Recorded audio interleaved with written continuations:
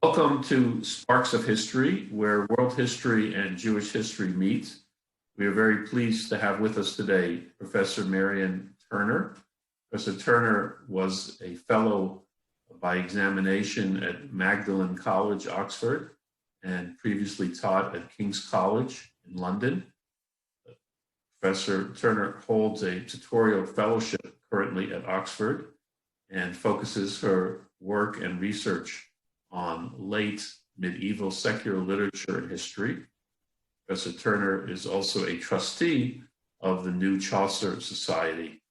She is the author of numerous works, including a Handbook of Middle English Studies, Chaucerian Conflict Languages of Antagonism in Late 14th Century London. And today we will be talking with Professor Turner about her award-winning book, Chaucer, A European Life, published by Princeton University Press. This richly researched, nuanced study of Chaucer was the winner of the British Academy Rosemary Crochet Prize of 2020. Professor Turner, just a little bit about your background and how you became interested in Chaucer. Well, first of all, thank you very much for having me. It's an honor.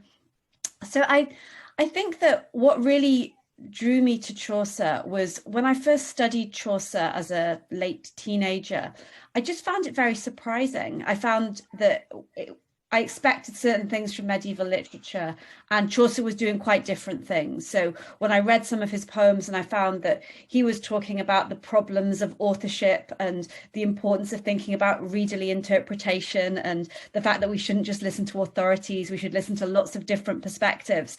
I wasn't expecting that from a 14th century author, and I found that really intriguing. And then the more that I studied him, I think the more I was drawn in, because there's just so much variety in his work. So whatever you're interested in, you can find it there, because unlike most authors, he wrote in a huge range of genres, a huge range of voices, so many different kinds of texts. So you can read romance, bawdy, rude fabliau stories, saints' lives, scientific tracts, philosophical translations, comic stories, all kinds of different things. So there's a really rich variety. And of course, he also lived at a time of enormous change, just such an interesting moment in history.